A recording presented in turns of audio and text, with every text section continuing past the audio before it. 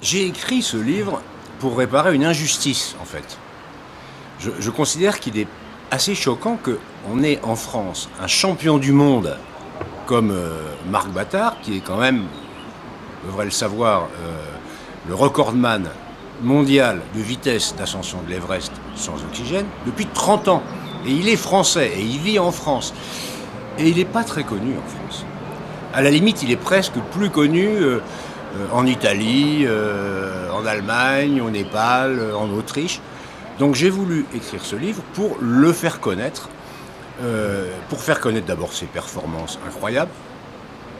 C'est quand même un homme dont le cœur bat à 40 pulsations minutes, qui résiste à la très haute altitude comme personne, une espèce d'extraterrestre. Hein.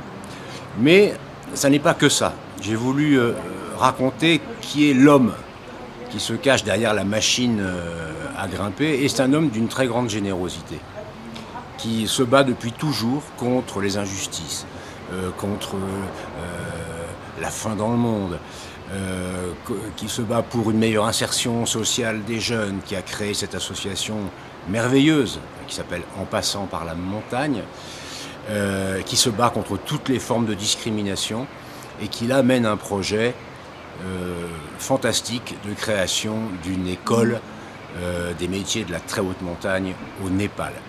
Voilà, donc c'est un livre pour faire connaître et faire aimer cet homme qui est exceptionnel, à la fois par ses performances et par ses qualités humaines. Et on retrouve quoi dans ce livre? Un peu toute sa carrière? Sa vie, son œuvre, et je pense que ceux qui même le connaissent seront surpris d'apprendre, par exemple, que c'est un inventeur de génie.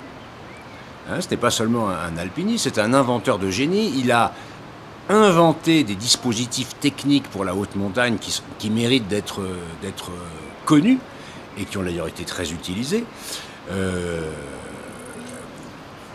Par exemple, la tente valise de bivouac, qui est un truc exceptionnel, qui permet de conjuguer en un seul dispositif un sac de parois et une tente de parois.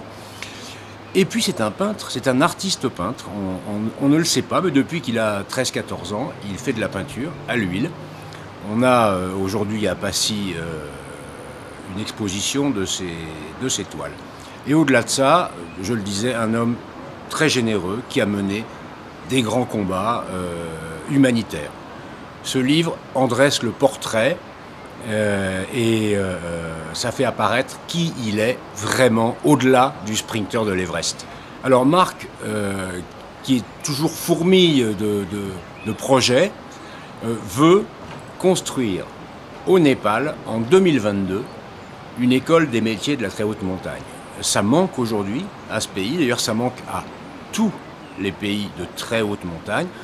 Certes, nous avons en France une fantastique école de formation des guides, l'ENSA à Chamonix, mais là il s'agit de former les Sherpas et les guides au métier de la très haute montagne qui est très particulier compte tenu des risques liés à la haute altitude. Et pour faire connaître et faire aimer ce projet, Marc va gravir encore une fois l'Everest le jour de ses 70 ans, en 2022, avec un ami pakistanais et un ami népalais.